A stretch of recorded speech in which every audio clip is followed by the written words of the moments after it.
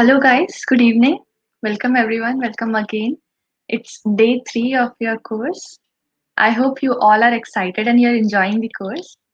I can see the enthusiasm in the last session also and in today's session also.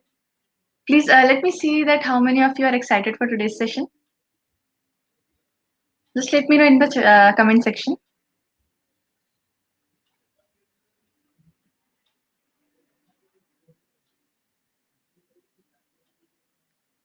Okay.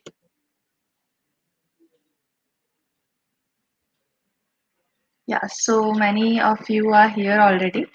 I think we can get going, sir. Yeah, sure. Good evening. Good evening. Yeah, very good evening Good to evening. everyone. Sai, Teja, Tushar, Shivangi, and who else is there? Sakshi, Sujata. Okay, Sujata is there. Gaurav is there. Mukul, Venkat. Okay, Ashish is also there. Jagruti. Yeah, very good evening to one and all. You're there. You're here for the third day of DSA session. Okay, so I hope you are with the same energy level, guys, which you had in the second and first day.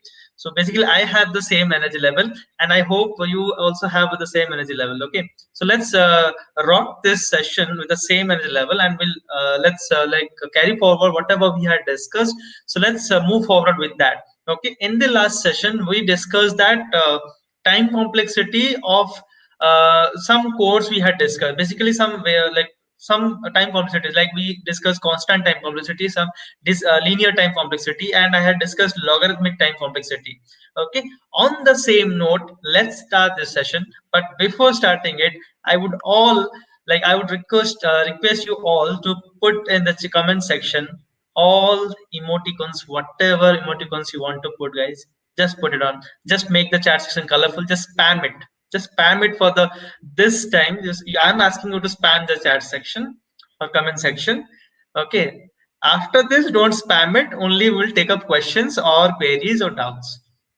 Okay. So I'm giving you time now to spam the comment section. Yeah. Good evening, Manu. Just do it, guys. Just this is your time to spam the comment section. Do it, and we would be starting this session. Okay, I see. Yeah. So many of you were, I think, you are all waiting for this time, I think. Okay, great going, guys. Great. So just let me share a screen, and you guys tell me whether it is visible or not. Is it visible, guys? Just say yes in the comment section if it is visible. Okay, if I'm perfectly audible, and even one thing, even like if I am perfectly like visible to you, I'm seeing to you. All fine, right? Just say Yes, yes sir. to it. All good. Good, right? Okay, great. So guys, let's get to our discussion. So we basically were discussing various time complexities. We had discussed constant time complexity, linear time complexity, and logarithmic time complexity. So let's now discuss the other time complexities. Yes, I would require to share another screen, and that screen would be our good old friend whiteboard. Let's go there and have some discussion over there. So I'll just share that screen with you. Just give me a moment. Yeah. So I've already shared, guys. I hope it's visible to you all, the whiteboard. Yeah, hey, whiteboard, how are you? Okay, so let's do it. Okay, so we had discussed logarithmic time complexity, right? So we had discussed if I start I from 1 and if I increment it by 2 times every time, and if the condition is I less than equal to n, we found out that this would become log of n. Time complexity is big O of log n. We had discussed in the last class, right? Now, if you say that, okay, I just write a loop here, I equal to n, I greater than equal to 1, and I equal to I by 2. If you write this loop, okay, some statement is there. Okay, so what happens? See here, guys. So just take a value of n. Let's say the same value. Let's say 64. We take it. I started from 1. Okay. Next time I will. Oh, sorry. I didn't. I will not start from 1. I would start from n. That is 64. Okay. And yeah, because n is 64, so I would start from n, that is 64. Next time I value would be 32. Next time I value would be 16, then 8, then 4, then 2, then 1. And this is where I'll stop, right? After this step, like after that, 1 by 2 would be nothing but 0. So I would be out of the condition. The condition would be false and I'll be out of the loop. So basically, this many times this loop would run. And that is nothing but how many times, guys?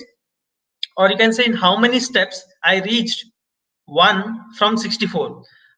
In first step, two step, third step, fourth, okay, it should be in first step 32, in second step 64, then third, fourth, fifth, and sixth. Yes, in 6 steps. So we are getting the same result, guys. In 6 steps, we are reaching 64 to 61. Okay, we are covering all these values like 1 to 64 thing. It is nothing but log of, so 6 here is nothing but log of 64, right? So 6 here is number of times the loop would execute, or the number of times the statement would get executed. That is nothing but our time complexity t of n. So which is, we have found that it is log of n. So we say that we go of log n. Okay, so one thing we are very much clear right now: if we increment I by 2 times, or we decrement I by 2 times, like not by 2 times, like divide it by 2 times, so it would give us log n time complexity. Okay, got it, guys? I hope you are following these things, whatever I'm discussing here. Okay. Attendance form, they're asking. Okay, I think it is in the description link, guys. Okay, so see here. Next, let's talk about quadratic time complexity. So quadratic, what do you mean by quadratic? Obviously, kind of this one, n square kind of thing. So let's have a quick discussion on this example for I equal to maybe, okay, if you want me to write a Python code, so it is for I in range 1 comma maybe n plus 1, because if I write n plus 1 it will go till n. Okay, what is this range, guys? What is this range? Range is a function, built-in function in Python. So if I write 1 comma 10, so it will give me a sequence of values starting from 1, like it will give me 1 2 3 4 5 6 7 8 and 9 up to 9, one less than whatever you have mentioned here.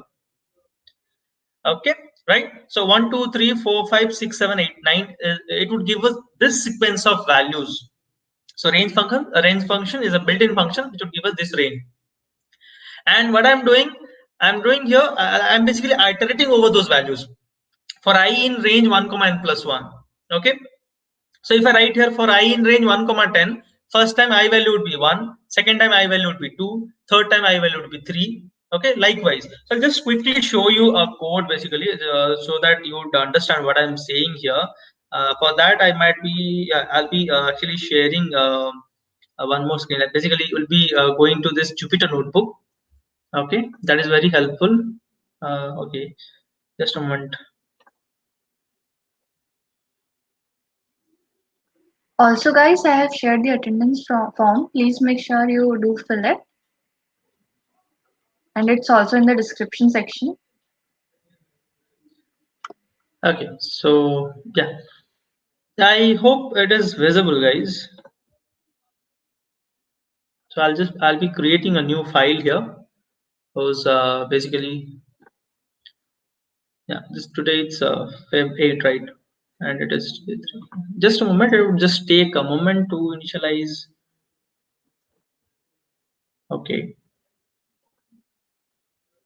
Yeah, guys. As I said that for I in range 1 comma 10, so this range 1 comma 10 will give us a sequence of values from 1 to 9. And when I write for I in range 1 comma 10, basically I is iterating over all those values. First time I is 1, then I would be 2, then I would be 3, so on up to 9. This is how it works. This is how this for loop works in Python actually, guys. So it's simple, very much simple. So I'll just write for I in range 1 comma 10.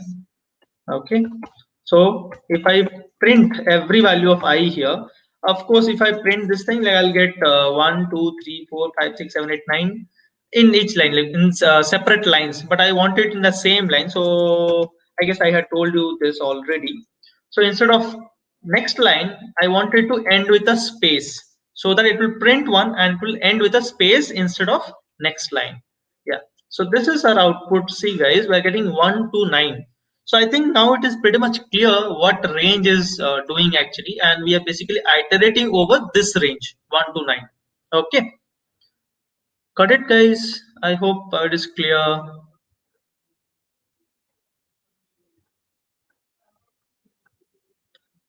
Okay.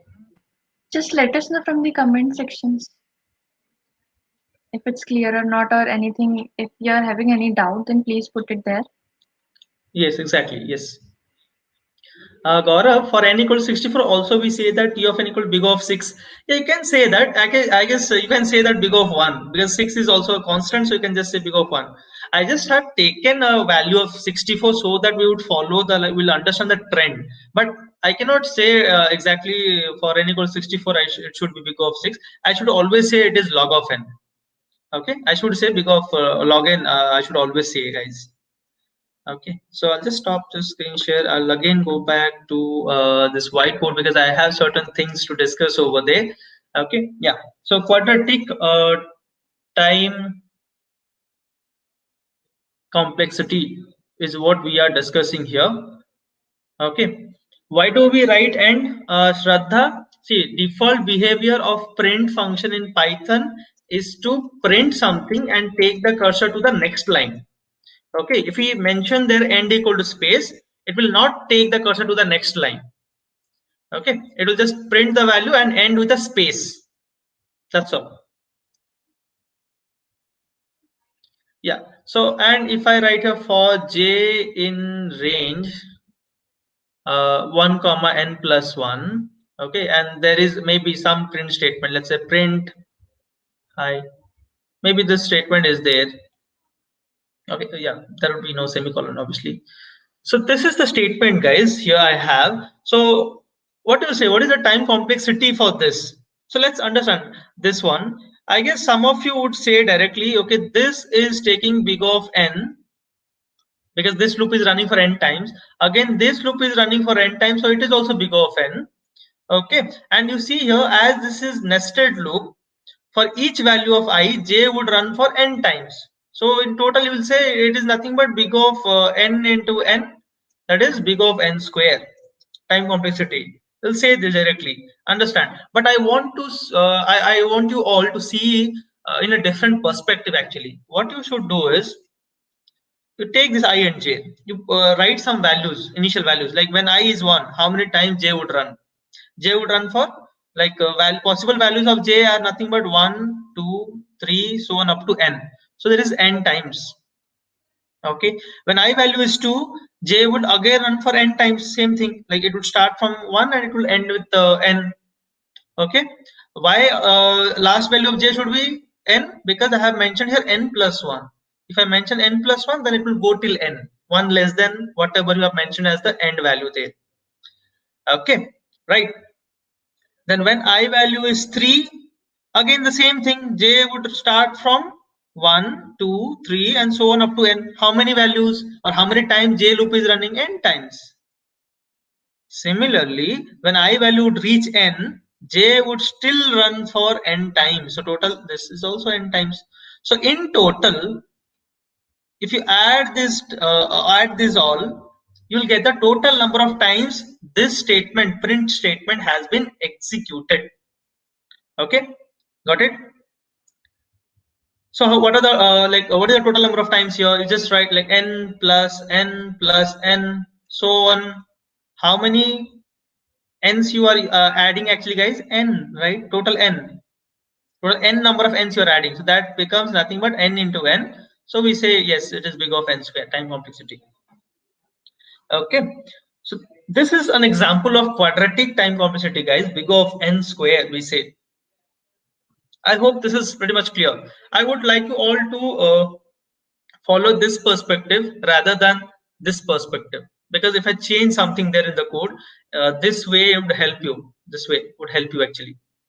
Okay, we'll do some problems. You would understand them very well after doing some problems actually.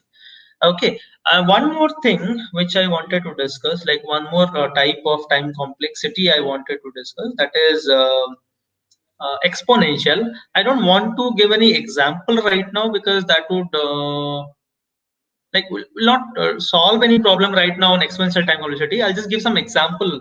Okay, which one takes exponential time complexity? You might have done this problem of Fibonacci, we should say Fibonacci or Fibonacci, whatever you call. Okay, Fibonacci series. You might have done this. This Fibonacci series, if you write the solution in recursive, if you write a recursive logic or recursive algorithm for solving Fibonacci series, okay, um, that would take actually exponential time complexity, guys. Okay, I'm talking about the logic which doesn't take this dynamic approach. You might have heard about this dynamic programming. There is something called dynamic programming in data structure algorithm. Okay, if you don't apply dynamic programming and write the recursive logic for Fibonacci series, it would take actually big of 2 to the power n. This is an example of exponential time complexity, guys. Okay, where it would be in the form of a to the power n, where a is a constant and n is a number of input. Okay, right? Yeah. So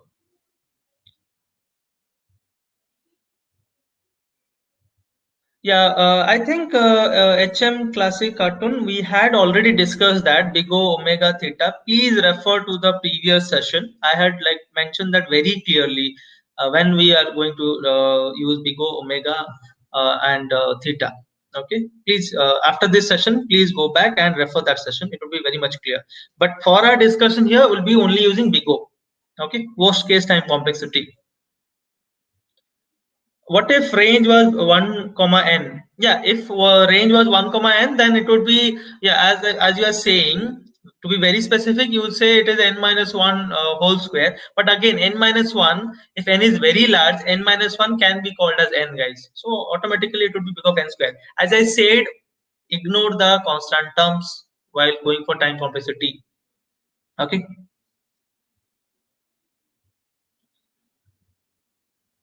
Okay. Yeah, dynamic programming, nothing. I just said if you write the recursive logic for Fibonacci series, okay, without using dynamic programming, then that would take to like exponential time complexity. That's what I just said. Big of 2 to the power n. Okay. If you are like willing to learn dynamic programming and all, actually, guys, we are releasing our bundle program. Okay, like all about bundle and advanced program are also coming up. Actually, you can actually subscribe for that, and we would do that. Like all these things, whatever all these things, we would do there. Okay, we'll cover there. Yeah, guys. Okay, fine. So this is what we discussed, like many types of time complexities. Let's see now. Let's get into actual problem. What type of problem you'll get to solve? Okay, let's do one problem here. So maybe A is 1 and B is 1, let's say. I'm not writing code of any programming language. I'm just writing a pseudo code, guys. Okay, don't say this is not Python, this is not C, this is C++. I'm just writing a pseudo code because mostly you'll get kind of this way. Because we are focusing on algorithm, not any language. Okay, please keep that in mind. So A equal to 1, B equal to 1, and I'll have a loop here while B less than equal to n. Okay, so I'll say here maybe while B less than equal to n, A plus plus. Okay, there is no plus plus in Python, but again I'll just write here. Okay, just to be inclined with Python, I'll just write A equal to A plus 1. Then I'll write B equal to B plus A. Okay, maybe there is some statement here, print high. Okay, again, fine. So this is the loop, guys. This is the loop we have. So what would be the time complexity for this one? Okay, before this, I want to ask one more question. Before this, just answer that question first, then we'll go to this question. So let's say I have this code for I equal to 0, maybe 1, for I equal to 1. I into I less than equal to n, I plus plus. So there is some statement. Okay, let's say print hello or something, kind of that. This is the code. So what would be the time quantity for this one? Let's say this question is question 1, this is question 2. Just tell me first, guys, what would be the time complexity for this first question? Let me know in the comment section, what do you think? What would be the time complexity for this one, guys? For I equal to 1, I into I less than equal to n, I plus plus, and the statement inside the for loop is print hello. Yeah, guys, I'm just waiting for your responses. Answer this question. First one, okay? You just have to answer the first one right now. Mention the time complexity for the first code. First one in the sense, whichever I mentioned as serial number 1, not the top, the below one, the bottom one. Anurag, okay, yeah, fine. You have mentioned that HM. Anyway, HM Classic Cartoon, okay, I'm not sure what his exact name, but as you put that, I'll refer you with that name. After this session, please go back and watch our previous session, okay, for that. Syed, okay, Syed says big O of n. Sai Prasan says big O of log n. Sunil said depends on value of n. Yeah, Sunil, come on. Every time velocity will depend on n. So we cannot just say it depends on n. But the thing is, what is the order of time velocity? Like they're mentioning big O of n, big O of 1, big O of log n. Okay, right? So someone mentioned as n log n. First one, you're answering the first one, right? Like the first one, but the bottom one. It is the bottom one. For I equal to 1, I less than I into I less than equal to n, I plus plus, print hello. That's the question there. So let's see what actually what would be the answer. It's very simple, guys. You should. I expected like most of you would answer this question. It's very simple. It is basically I square is less than equal to n. So I would be less than equal to root n. So time complexity is nothing but square root of n. Okay, it's that simple. It's root n, square root of n. Okay, I hope you followed that. It's very easy. I square is less than equal to n, so I would be less than equal to root n. Okay, so this one, this top one, the second one, second question. So what would be time complexity for this one? So for that, I'll be needing some space. So I'll just erase this bottom part so that I'll have a space to discuss. Yeah, this one. This is important. Okay. So I hope you understood that. So that is nothing but I square less than equal to n. So I would be root over of n. So if you apply square root of the square root on both the sides, so that would be square root of n. This question, this one, let's try to understand this, guys. Please focus, pay your attention. This is not that simple as the previous question. So please look here and pay your attention. Okay, you say big O of n, big O. Okay, what do you think? What would be the time probability for this one? The second question, second one. Big of n. Mrityunjay says big of n. Okay, what others are thinking about it? What should be? What would be the time complexity for this code? Big of n. N log n. Okay, someone says n log n. Okay, fine. Let's see this. Let's see this. Nishad, I didn't get your question actually. Can you just frame it so that I would understand? Yeah, okay, let's see. You're saying big of n, big of n log n. I'm seeing many n's over here. Let's discuss this. Okay, so here, guys, take the value of like a. Initial value of a is 1, b is 1. In the loop, what we are doing? What we are doing, guys? First, we are incrementing the value of a. So value of a would be incremented. Then what we are doing? B equal to b plus a. So basically, I'll be adding the value of a here. Got it? Okay. Next time, in the next iteration, a would be again incremented. So a value would be 3 now, is 3 now. Then what we are doing? We are adding this a to the previous value of b. Okay. We'll be adding plus 3 here. Got it? Let's say n value I'm taking as 10. For example, let's assume that n value is 10, guys. Okay. And next time, a would be incremented. So a value would be 4. And in this statement, we're basically adding 4 to it. And we see that it would become 10. 1 plus 2 plus 3 plus 4 is actually 10. So we have reached our boundary condition, will not go beyond it. Like the loop will not continue after this point, right? Okay. So we say that at fourth step, when we added 4, we reach 10. I mean, you can say at third step, at fifth step, you can some people will argue over here that it is actually third step and not fourth step.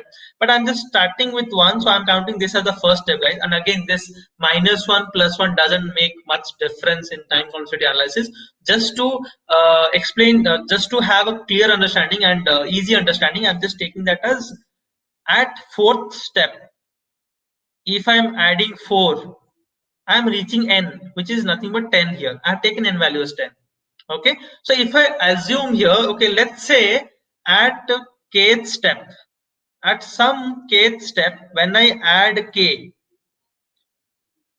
let's say we reach n. Okay, so in how many steps we would reach n? In k steps. So basically k is the time complexity. That is what we have learned till this point. Number of times the loop is running, in number of steps we are reaching n. Okay, so if we can find the value of k, that is the number of steps, that is the time complexity, because that many times this statement inside the loop are being executed. That is basically a time complexity, number of times the loop has run or number of times the statement inside it has been executed. Okay, so what is this? 1 plus 2 plus 3 plus 4 plus up to k. So it is basically nothing but addition of k natural numbers. I can write it as k equal to k into k plus 1 by 2. That is actually equivalent to n. Okay, and again guys, again I'm talking about time complexity. So this whole thing, this k equal to k plus 1 by 2, if you expand it, it will become k square plus k by 2. Again, I can ignore all the term, I can take the highest degree term. So I can say k square is roughly equal to n. So k is actually root n. K is the number of steps, that is our time complexity. So T of n is nothing but big O of root n, guys. So this code snippet is also giving us time complexity of root n, square root time complexity, not n, not log n, not n log n. So previous code was also giving us a square root time complexity. Even this code is giving us square root time complexity. Clear, guys? Is it clear? Okay. Is it clear? I hope you understood whatever I have done here. So mathematics. Okay, we discussed some mathematics. That's all. Clear? So it is big of root n, this problem. K K कहाँ से आ गया? Garg, Mr. Garg. Okay. See, K I have assumed. Let's say at kth step, when I add K, I am reaching n. Like here, at fourth step, when I added 4, it reached 10 because I have taken n value as 10. But now we don't know the value of n, so we are actually assuming. Let's say at kth step, when I add K, I would reach n. We are just assuming. Assumption, it's just an assumption. So at kth step, when I add k, let's say I'll reach n, so I need to find this value of k. That is our number of steps in which I reached n, or that is how the number of times this statement inside the loop got executed. That is actually our time complexity for this code snippet. Okay, understood? I hope you understood this one, everyone. Got it? Okay, so I'm erasing this. Let's do one more problem. What do you say?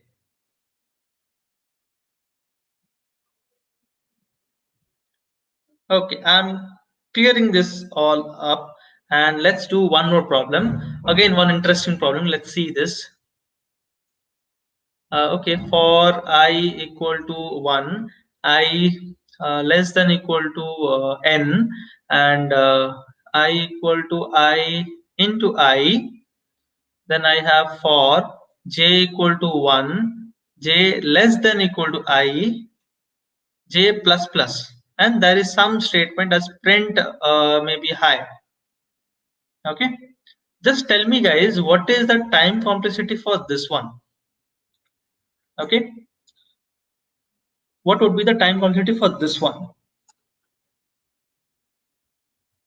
Let's see, like what you are thinking, and we'll then find it out. Remember the way I said, the perspective in which you should see. Only then you can get the actual answer. Okay, don't just say this outer loop is running this many times and inner loop is running this many times, so the time complexity would be this. Then you might get wrong answer. Just work it out. Like I'll just give one not 1 minute, it should not take 1 minute. Just work it out guys. Okay, someone says here big of n square. Tushar Jyoti says big of n square. HM Classic says big of n. Amit says n log n. Okay, we'll look at it. Let's see guys, let's see. Yeah, let's see what exactly would be the time complexity for this code snippet. I'll prefer the same method which I had said. So I'll write down the value of I and j, and I'll see for each value of I how many times this j is running. That's what will give me the time complexity. When I value is 1, j would run for 1 time. Got it?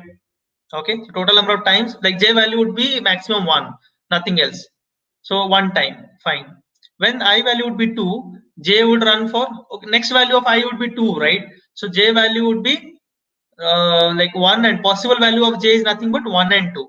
So total times of like total number of times the loop got executed, or this printf high got executed, is 2. Okay, then when I value would be, next value of I would be 4. If you see here I equal, oh just a moment guys, this should be my bad guys, this should be actually 2 into yeah, 2 into I guys, my bad, just pardon me. That should not be I into I, it should be actually 2 into I beg your pardon. So yeah, let's proceed in this manner. This should be 2 into I. Just correct that question guys. So next value of I should be 4. So j would be yeah, someone who said like infinite loop.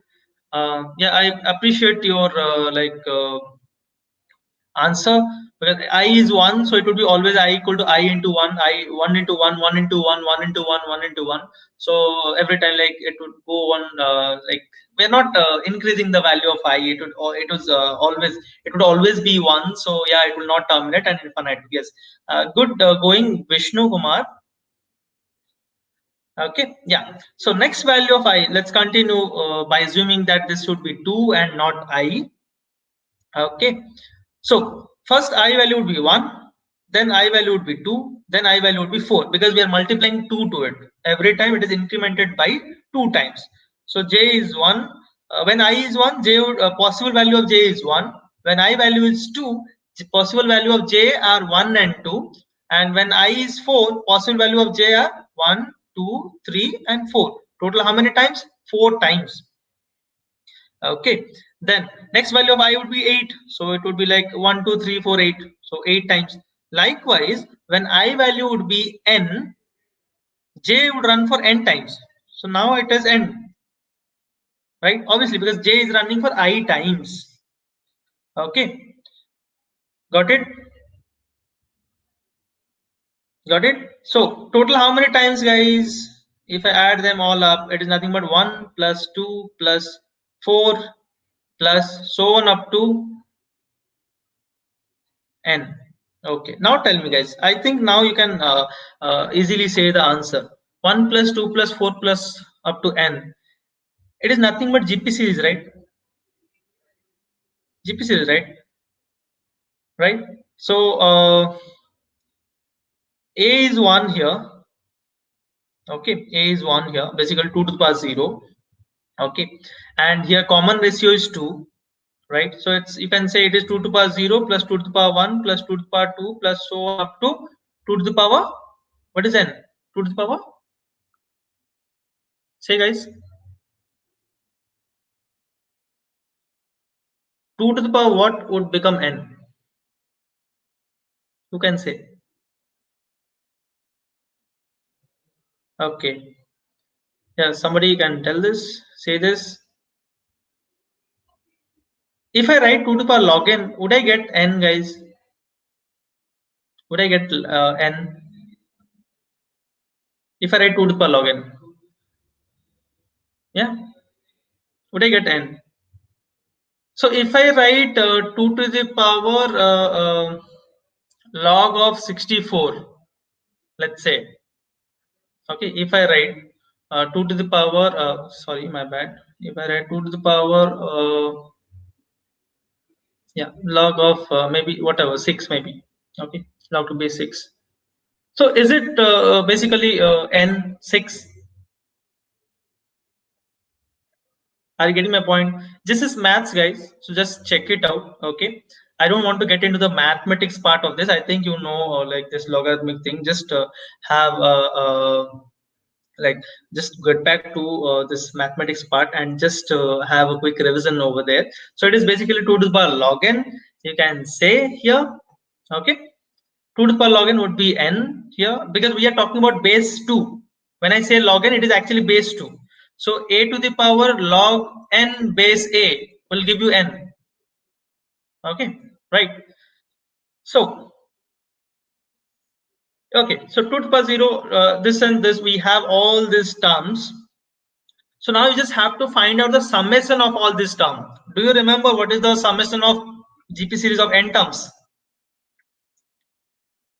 Okay, it is nothing but a into 1 minus 1 to the power n by 1 minus r.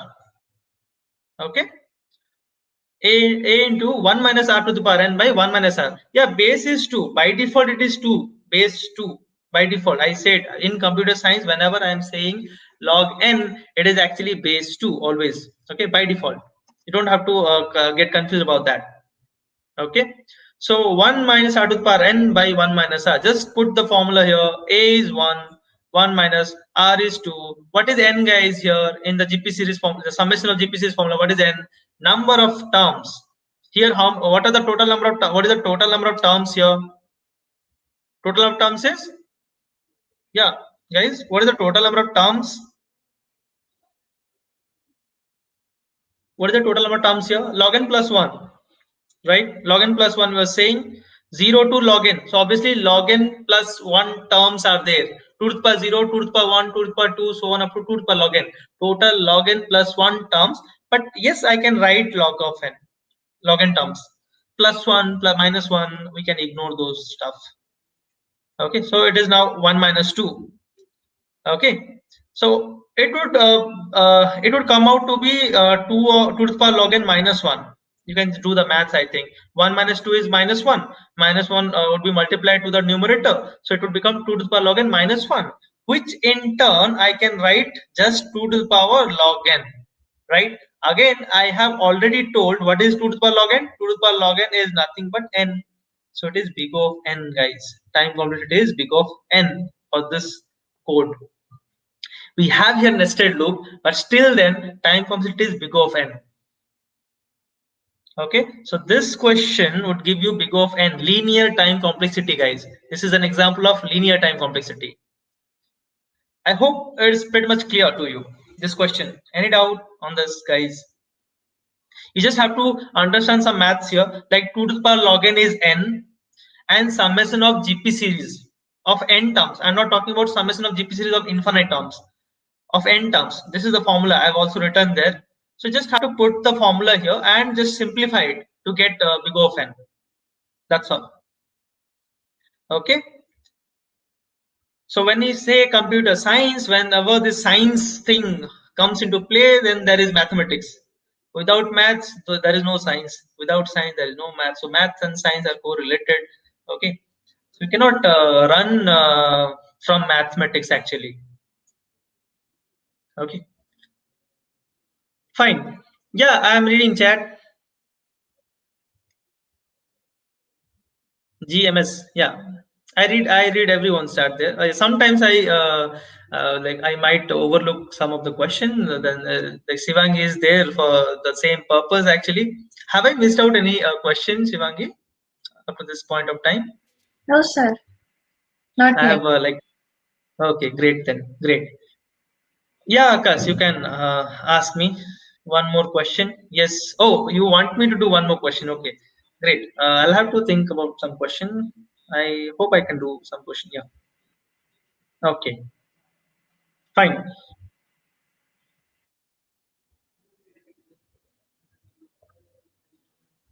So if I write here for I equal to 1, I less than equal to n, I plus plus, and then if I have for j equal to okay 1 and j less than equal to n, j equal to j into 3 and print hi. Yeah, tell me guys, what would be the time complexity for this one? You want me to explain it again, Aman? The previous question. Okay, I think I'll have to get back to the thing. Just give me a moment, guys. Others, please pardon me. Just for like few seconds, I'll just cover it up in few seconds. Okay, I had written this much. Anyway, see, Aman. Um, Two things you have to like keep in your mind. That is, 2 to the power log n is n, and summation of GP series of n terms. Okay, from the formula you have to actually remember. That's what I would say. Okay, yeah, this, yeah, exactly this one. I hope you understood up to this point. Like when I is 1, J would run for 1 time. When I is 2, J would run for 2 times. When I is 4, J would run for 4 times. When I is 8, J would run for 8 times. So it is like in first iteration 1 time, second iteration 2 times, third iteration the high would be printed 4 times. In fourth iteration, I would be printed 8 times. Likewise, in nth iteration, it would run for n times. So total number of times this high got printed would be addition of all of this. So uh, it's nothing but 1 plus 2 plus 4 plus so on up to n. So that happens to be like 2 to the power 0 plus 2 to the power 1 plus 2 to the, what is 1 2 to the power 0? 2 is 2 to the power 1. Okay, 4 is 2 to the power 2, kind like of like this. N is nothing but 2 to the power log n. Okay, I'm just representing each of this value as power of 2. That's all. So now this becomes a GP series. I can put the formula now and get the answer as big of n. I hope you understood. Like just you can easily do go with the thing, like putting the formula and just simplifying this. Okay, got it. Next, yeah, I had written a question basically, right? So let's get back to that.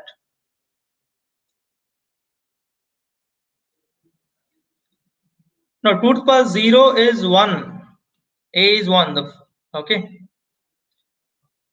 Yeah, fine. I'll just do one thing here. Okay. Yeah. So the question we were doing is like for I equal to 1, I less than equal to n, I plus plus. Then we have for j equal to 1, j less than equal to n, j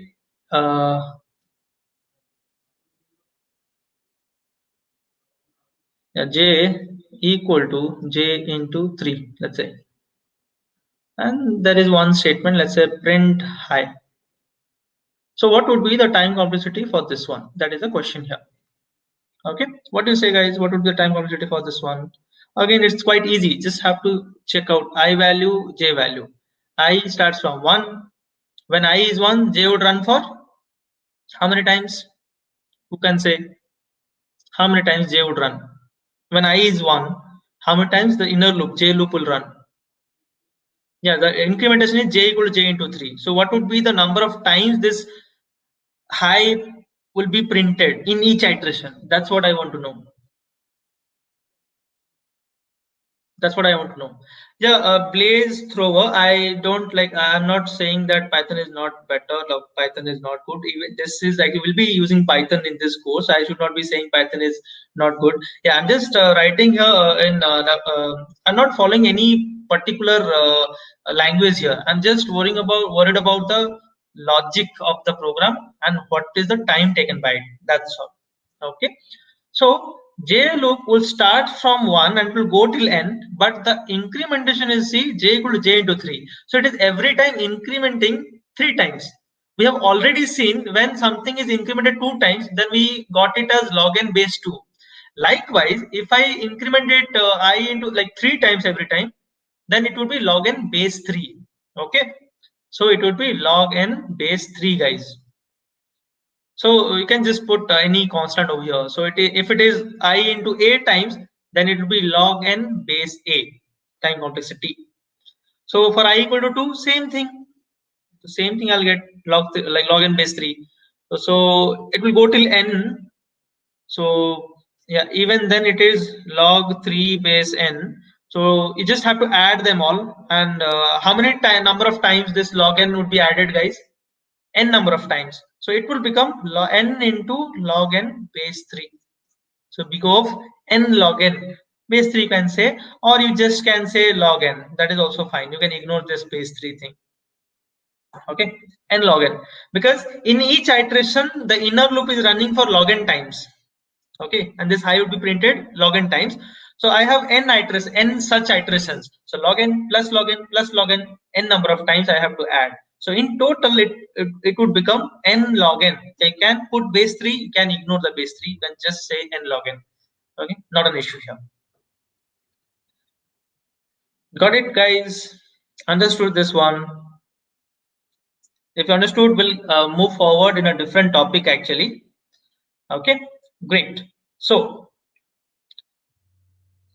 this is what I have kept for our time complexity questions actually. Okay, we there are many more things to discuss in time complexity. Like we just is like we have discussed iterative code.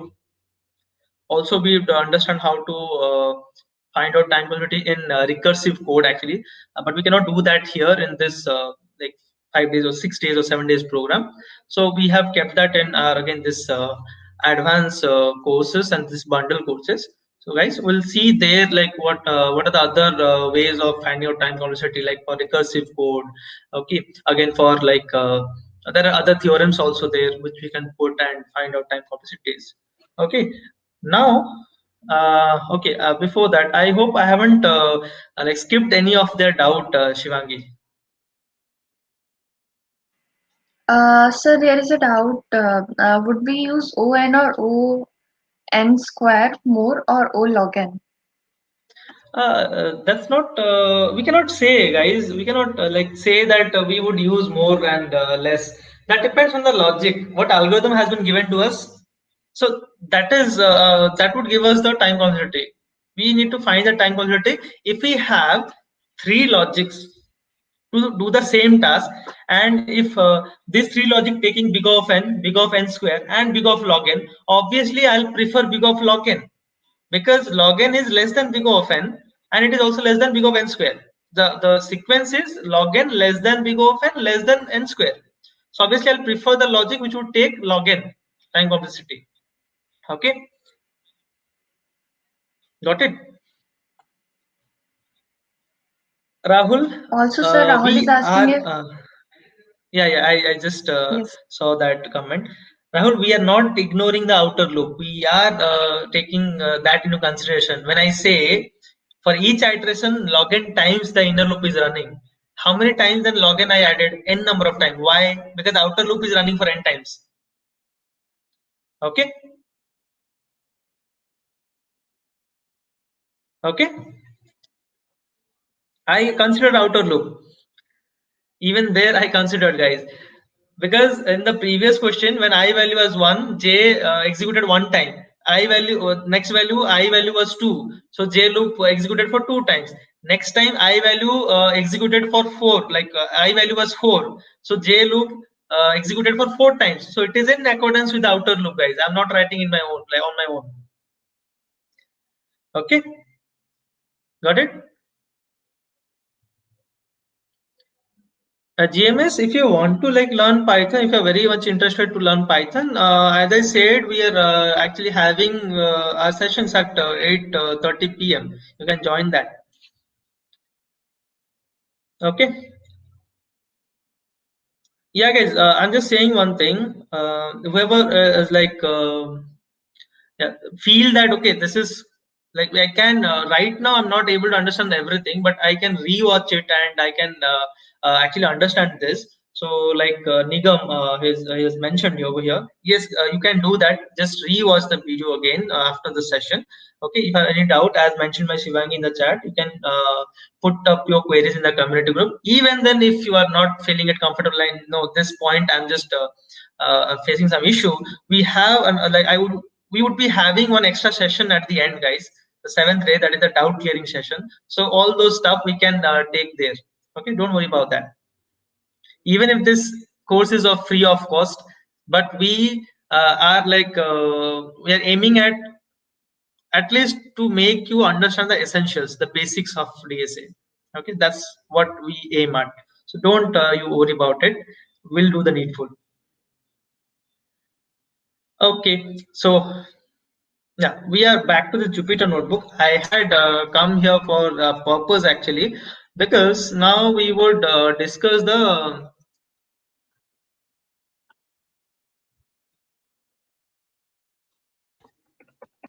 array. Okay, so what is array, guys?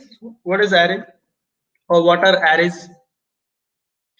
Arrays is a collection of similar data type, right? We store same types of values in it, and also the values are stored in adjacent memory locations or continuous memory location.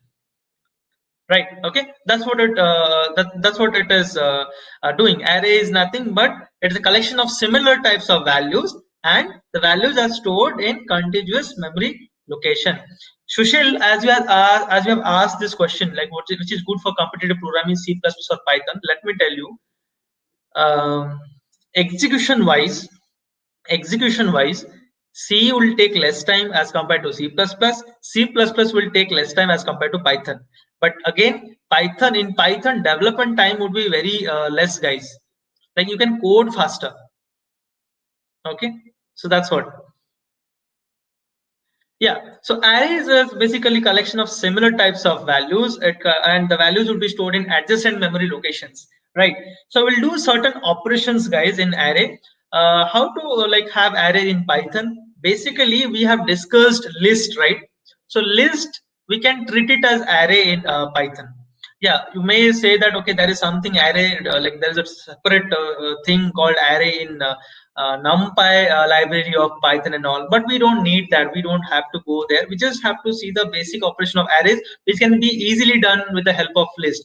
Only difference between this list and array is list can store different types of value. Array will hold only same types of value. Okay. So we will assume our list in Python to be an array, and we'll do all those operations which we had done in a C or C++. Okay. I'm not saying time and complexity is efficient for Python. I'm not saying that, Rohit. You can still in Python also you can design your code accordingly so that it would have efficient code. Okay. But yes, execution time is bit more. Like it would take more time in Python for execution. Yeah, development time is less. Like writing the code, the time taken for writing the code will take less time as compared to C or C++ in Python. Okay. So no, you will not have any problem, Nigam. We have already discussed list. So basically, I am going to use list, the same good old list which we had seen in the previous session. Okay, so how to create list, guys? So it's simple. I just can write this. So this is an empty list. Okay, I have not taken any values here. Also, this way, or you can just create this way. There's a built-in function called list. You can also use this one. Okay, so this will also create an empty list. This will also create an empty list, but I'll just go with the previous thing. I don't want to confuse you. I'll just go with this one, L equal to this. So yeah, let me take some values there, maybe 2, 3, 4, 5. And we have already seen how to take input for a list, user defined list. Can you remember what we have done there? Multiple input, how to take multiple input. L equal to, okay, end of I or I in input dot split Okay, here just message. We'll just write enter values. Okay, this we had discussed in the first session. If I remember correct. So this is how we can take input for a list and we can create a list. So multiple values will create a list. So L would be a list by user defined values. Here I had assigned the values, but here I'll be taking input for the values. Yeah, list comprehension I have used here. Okay. Yeah, we can also use the map, social map function, but I'm not getting into that right now. So we have created an array, guys. I'll not say list now onward. I'll say I have created an array here. So I would be, so I have taken every value as integer here. Okay, fine. So what I want to do here is I want to basically insert at the end. So it's very easy in Python. So I'll just take one input, like the element which I want to add at the end, insert at the end. So enter a value, I'll just say enter a value to add. Okay, right? Fine. So I've taken input. I'll be taking input for X, the element basically, the item basically, which I would like to insert into the list.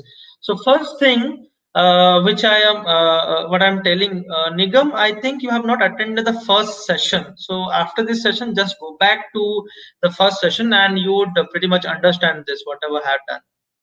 So x equal to int input enter value to add. So I'm just taking an input to this variable x. So I need to add this x at the end of the list or end of the array. So in Python, we have this method append through which I can add this list at the end of. Okay, so okay, let's not call this list. Let's call it an array for the time being because we are discussing array behavior. So now if I print l, I'll get the updated list. So let me execute this. So shift plus enter values. So I'll say 20, 30, 40. Yeah, it may be. Enter a value to add 50, let's say. So now this array contains 10, 20, 30, 40. I wanted to add an element at the end of the array and insert at end operation basically I'm doing, guys. So if I hit enter now, see 50 now has been added at the end of the array. So we have successfully done the enter insert at end operation. Similarly, guys, if I want to insert at beginning of the array, so what we have to do here? It's again very simple. So there is another method called insert, guys, in this list. Okay, so you can mention the position where you want to mention the index where you want to insert. I'll put a 0. 0 means index 0, obviously at the beginning, and mention the value which you want to insert. Let's say I want to insert 5, right? Okay, so if I hit enter, then if I basically print l here, updated array or updated list. Okay, yeah, I had appended an element to the list, but now I am using this insert operation which would insert this element 15 at index 0 at the beginning. So basically I'm doing insert at beginning operation right now, guys. If I now click on shift plus enter, see 15 has been added at the beginning of the array or beginning of the list. Okay, understood, guys, or not? So this index method, l dot index, where l is a list name, index is the method name. So I will put the not index, sorry, this is insert. Insert first is index, next is the item or the element to insert, the item to insert, and the index where to insert. Okay, got it?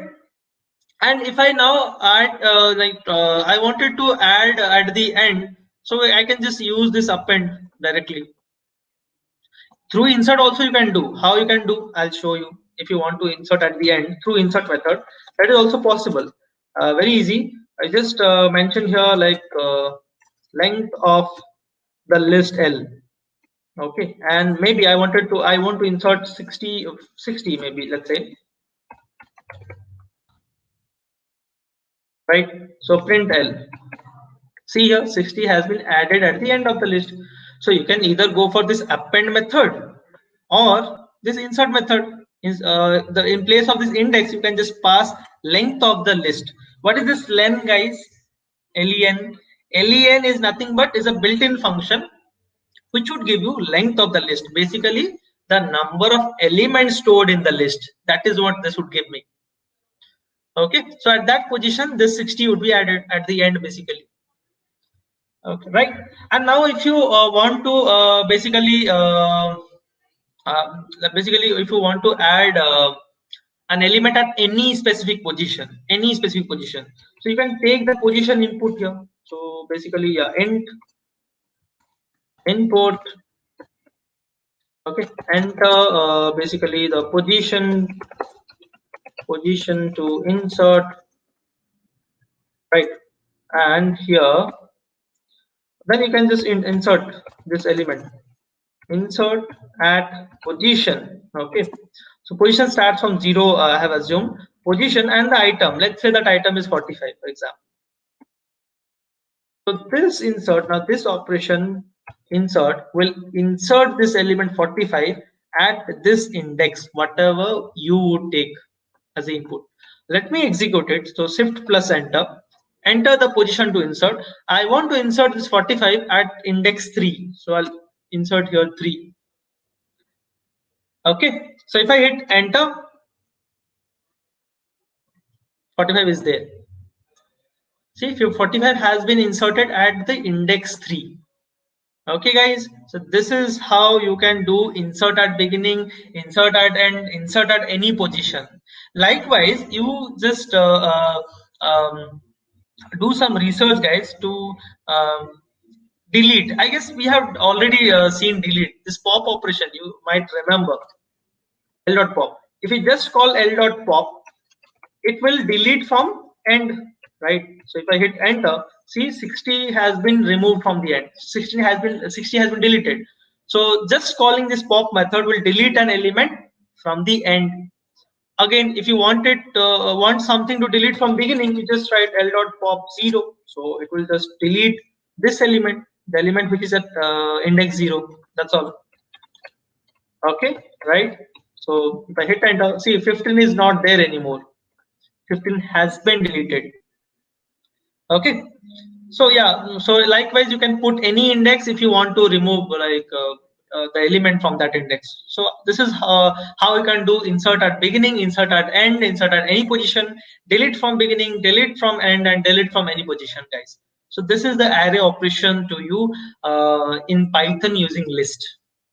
Okay, I hope that's pretty much clear to all of you. Yes, Shivangi, have we missed out any of their queries? No, sir. No? Okay, fine. Okay, great. There is a query, sir. Can you show these append, insert, pop operations on finding a sum of subarray? Yeah, that's again a different thing, Lord Moriarty. Okay, then yeah, so that is a different thing. Then we have to get into the sub-array concept, and we have to again see this all those stuff. So I don't want to get into that right now. This is just the essentials program, guys. So just understand the basics first. Then we'll jump into all those things, like what we can do with this. We can apply this thing into more advanced concepts. So let's do that later. Let's not get into everything right now, because it would because we'll not get enough time to have a detailed discussion on that, and every one of you will be left confused. I don't want to make that. Okay, whatever I'm doing, at least that part you should understand completely. So that's what my aim is, that's what I have planned. So that is why I'm not taking anything which would require more time, and I cannot and if I cannot give that time, so that I'll not be doing justice to your time, my time, and Sivangi's time, also YouTube's time. Okay, fine. So this is basically the array operation, guys, how we do in Python. I think, yeah, that's it is a good time to roll out the quiz on the arrays, Sivangi. So just Yes, sir. roll out the link I'll for the put that. same. Also, I'll be sharing the PPT.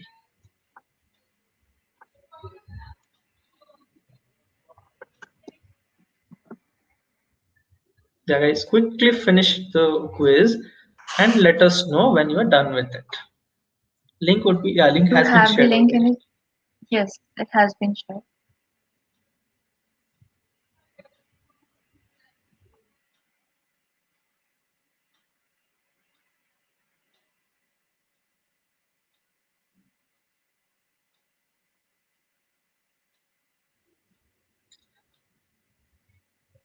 Yeah, Puneet, yes, exactly. But time should be used efficiently. This is the whole thing we are discussing.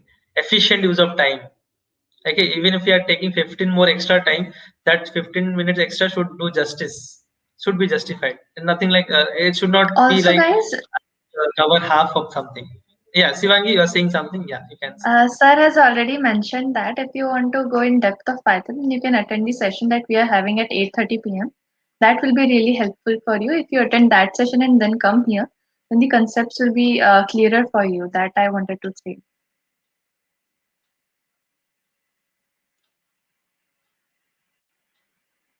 I think HM classic cartoon. I think you are getting confused between that pop operation of stack and here in list. So nothing like sort of that. So you can just say pop is delete operation here in list. Append is just to add an element at the end of the list. Okay. Yeah, you can register now, Ethan, Harish. Do you? Okay, I hope Shivangi has that council form link. Anyway, she will get it. Get it. So it will be Yes, I have. shared. Yeah, it will be shared in the chat comment section, guys. It would be pinned. So maybe it would be put in the description link. That would be like way much greater. Like that would be good, I think. So Ethan, Harish, you can Harish, sorry, or Harris, whatever. If I'm wrong, please pardon me. So you can register over there. Okay, so are you done with the quiz, guys? Just click on the quiz link, get to the quiz, answer all the question, let us know when you are done with it so that we can proceed further. Just quickly do it, guys, so that we can proceed further and let us know through the comment section. Yeah.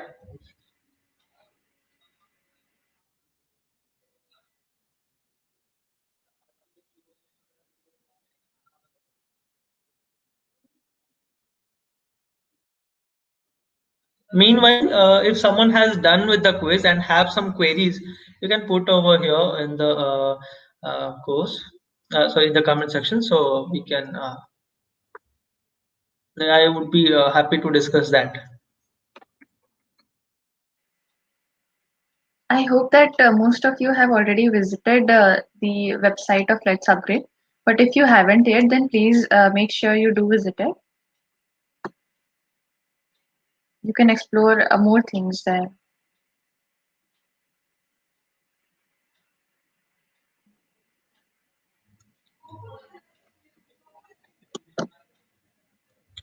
Yeah, RHY. Okay, I don't exactly know your name. What is list.index? Index method will return you the index of the first occurrence of that element. Okay, so it would give you the index of first five. That is 0, 1, 2. Yeah, 2. You'll get the answer as 2 for this one. Okay.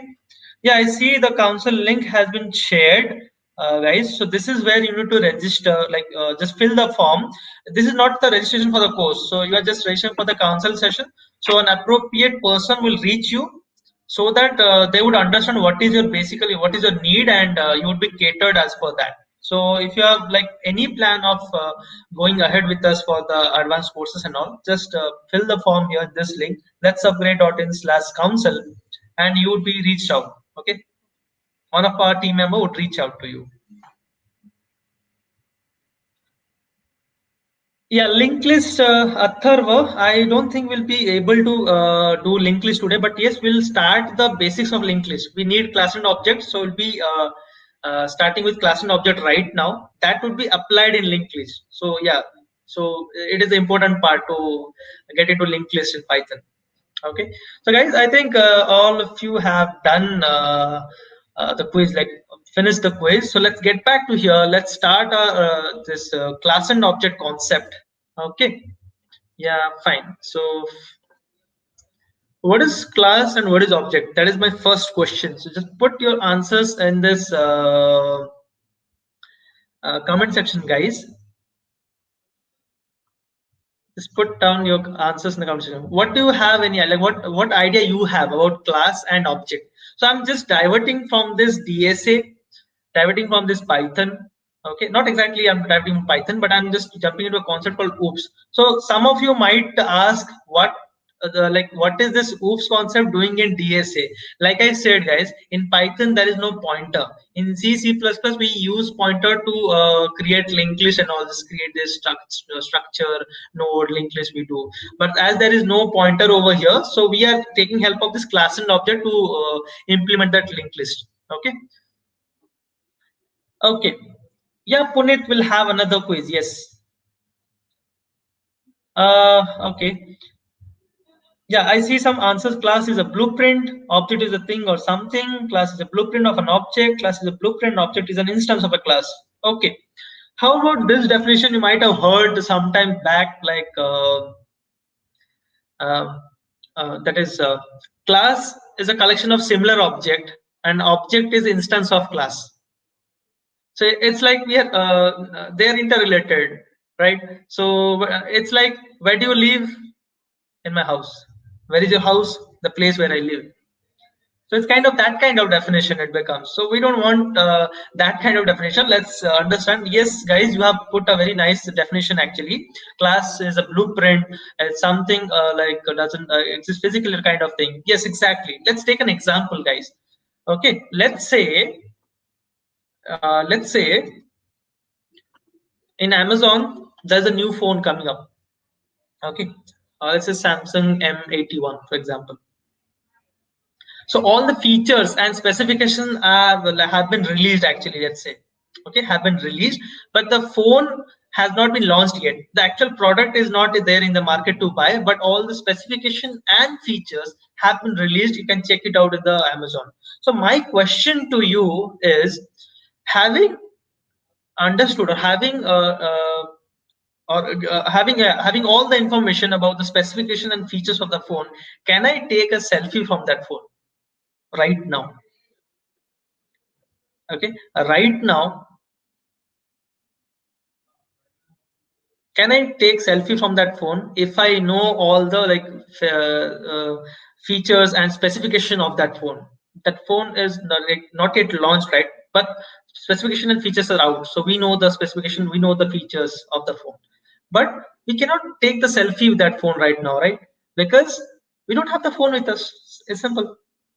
So unless we have an have the actual product with us, I cannot take selfie with that phone. I cannot access any of the feature of that phone. So those set of specification or features are basically known as class, and this actual phone, actual product is actually known as object of that class, where all those feature and specification will be implemented, guys. Okay. So without object, I cannot access any feature of the class or any member of the class. Got it? Okay. And let me take one more example. If you go to an architect and if architect giving a blueprint of a house, that is known as a class. When you actually build a house seeing that blueprint, that is actually object, guys. Okay, which physically exists. So object physically exists, class doesn't exist physically. Okay, and what is object? Basically, you can say implementation of all the feature and specification that was mentioned in the class. So class is just a set of specification or feature, or as you said, it is just a blueprint. Okay. Okay, so when you buy a phone, all these feature and specifications are implemented as a form of applications, right? This phone app, contact app, or browser app. So they would take some memory, right? Right? They have taken some memory. So memory is allocated when object is created. Class doesn't take any space, doesn't take any memory. Memory will be allocated when you create object for that class. So likewise, we can have multiple object from a class, right? Of a class, we can have multiple object. Like the same phone model, I can have multiple. Like if you and your friend buys the same phone, the both phone would have same feature, same specifications, right? Nothing different. But yes, after buying the phone, after some time, obviously the data content in the phone would be different. You would store some different data, your friend will store some different data, right? So that's why we say this, every object would have its own state. State is nothing but the data content in it, guys. So every object will have different state, but every object of the same, okay, I'm talking about the same class, every object of the same class will have same behavior. Like two dogs will behave in the similar manner, same manner, they will bark. Okay, one will not quack, one will not bark, so both will bark. So Object of same class will behave similarly, but they may have different data. Two dogs may have different color. So they may have different data, different state, but behavior would be same. This is class and object, guys. Okay, coming back to that definition, that class is a similar, like collection of similar object. So if I take an Audi car, same color. If I take 10 cars, 10 Audi cars, same color, same brand, same everything same. If I keep together at a place, is that a class? No, right? That is not a class. If I keep all the object at a place, same model object, that is not class, right? So only definition doesn't work, guys. If you go for the definition, so like it is done. That I'm not saying the definition is wrong, but literal meaning is something else. Okay. So yeah, Sai Meghna, object is an instance of a class. Yes, exactly. Object is an instance of a class. Okay, because it has a particular state of the class, particular data. It has some particular data. Every object will have its own data. Okay, I hope this class and object is pretty much clear. Like what is class and what is object? Object is basically, yeah, it is an implementation of the features of the class through which we can access all the members of a class or features of the class. Okay, object physically exists. Class doesn't physically exist. Okay, if you go for definition, just say that object is an instance of a class. That's all. Okay, guys, I hope you understood what is class and what is object, what is the importance of object. Because if there is no object, I cannot access any feature of the class. So in order to access members of the class or feature of the class, I need object. That's all. Okay, it's simple. If I want to take a selfie, I need to have a phone.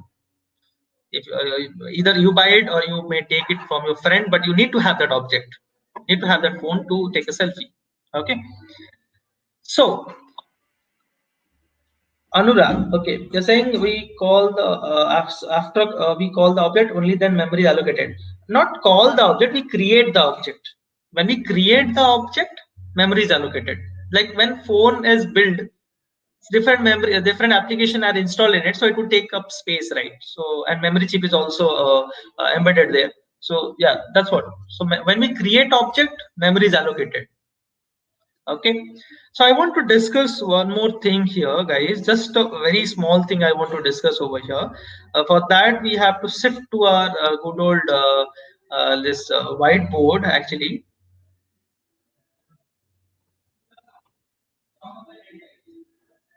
let me erase this stuffs. Sir, RHY is asking for showing an Yeah, example we'll in the code. do. Yes, yes, I understand his concern. RHY. Okay, I hope the name is Rhythm. Okay, so we'll do programs of class and object. Maybe okay, if I get some time today, I'll do it. If not, we can do that in the next class. Okay, I plan to do it today itself, but let's see how it goes. Okay, so see guys, in Python, we let's say test is a class. Don't worry about how we are going to create a class something. Just assume that there is a class test, and if I want to create object of this class test, I have to write op equal to test. This is how I create object. Okay, so when object is created, memory for all the features and specification would be allocated inside it. This is the whole object area, ob. Okay, so memory for each feature, each specific, each member will be allocated inside it. That is how we go for it. Okay, so my question is, you might have some prior idea about C++, this oops concept. So this statement, does this statement by its own creates object or it takes help of someone else? This is my question towards you guys. This statement by itself creates the object or it takes help of someone else to create the object? If it takes help, who is that? If it doesn't take help, how it is creating object? Not how exactly, just tell me like whether it is creating object by its own. Creating is nothing, just allocating memory for this and allocating memory for each of this specification, each of these features, right? So it takes help. Anurag says it takes help. Okay, if it takes help, Vinith has mentioned constructor, Anurag has mentioned constructor. Yes, guys, you are correct. it takes help of constructor to create the object. This statement by itself cannot create object. Constructor is the one which would create the object. Okay, so this statement automatically or implicitly will call the constructor, and this constructor is going to create object. Okay, so constructor is the one which creates object, guys. So you may like, I'll just give you a short intro of constructor here. What is constructor? Constructor is actually kind of a function kind of thing. You should call it as method. I'll talk about this function and method in next class. You would be more clear about that. So just understand, constructor is also a member of the class. Okay, so in a class there are different things. We can create variables. Okay, not this. We can create variables. Okay, maybe x or y or something. We can create variables, or we can have functions inside it, guys. Okay, if I say this is a class, I can have variables, I can have functions, for example. Okay, I say this, in a class there can be variables, there can be functions, both the thing. Also constructor can be placed there. So constructor is also kind of a function defined there in the class. I'll come to that, what we call and all, like what, how we do it, how it is called and all. That's a different thing. We'll do that in the next class maybe. So constructor looks like this. If my class name is test, so constructor will look like this in your C++ or Java. But in Python, it looks like something else. It is like actually double underscore init double underscore. Again, I'll come to this point, guys. Don't worry about all this thing. Okay, just giving you a brief idea about it. We'll do this in the next session. Actually, this constructor and all, what, how we are doing and all. So don't get confused here. I'm just giving a brief idea about constructor. So constructor task is to create object. Okay, constructor task is to create object. It has one more task. It will create object, and also it will initialize values to these variables inside the class. Basically, these variables which are declared, which are created inside the class, are known as data members or fields. And these functions which are defined, which are created inside the class, they are known as methods. Okay, guys. So constructor basically has two tasks. Will create the object. Second, it will initialize value to this data members. When I say data members, basically these are the variables created inside the class. Okay, create object, initialize the object, or initialize the data members. These are the two tasks of constructor. How exactly? We'll do that in the next class. Okay, how exactly it is doing and all, we'll do that in the next class. Don't worry about it. Okay, so we can have actually one more quiz, Shivangi, if you have not missed out any of the queries on this topic. First we can have that, and then we can actually go for the quiz. Sure, sir. We can go for the I quiz, think right, we Shivangi? didn't doubt anything, but yeah, we'll go for the quiz. Don't put don't put stuffs, guys, in the comment section which we have not yet discussed, because that would only confuse other people. Don't do that. I just request you, don't do that. Okay, there should not be no confusion. Anyway, we'll be discussing things in the next session which would clear out everything. Don't put out right now the things which you have not discussed. You might be knowing already some oops concept, but that would confuse others, the people who are not aware of the same. Yeah, guys, so the quiz link has been shared. You can click the link, and you can basically complete the quiz. Let us know when you're done with it. So I just have one or two things which I'll just wrap it around, and we can then end the session. Space complexity, RHY, rhythm. Okay, I'll call you as rhythm. So that's what I feel by seeing your name, RHY. So space complexity, I think I had given one or two example, like what basically space complexity means. How would you calculate? This array problem I had taken, and I had mentioned that in the first or second session, I think, if I remember it. Shivangi, we have done that, right? We have taken an array, Yes, I sir. told this would be the space complexity. Yeah, we have told that, we have done that. Again, I mentioned that why we are not putting so much concern over space complexity, because it has become like cheap nowadays. So the major concern is on time complexity. That is why we are focusing more on time complexity nowadays. But anyway, space complexity is what extra time you need. Sorry, what extra, how extra space, the amount of extra space, auxiliary space you would need to solve the problem. That is space complexity. It's rhythm, right? Okay, I got it correct. So my senses worked well. His name is actually rhythm. Okay, great. Anirudh sir, one quick question. Suppose the list is 38525. What is this dot index 5? Yeah, I said it, right? It would give us the index of the first occurrence of 5. That should be 2. First occurrence of 5.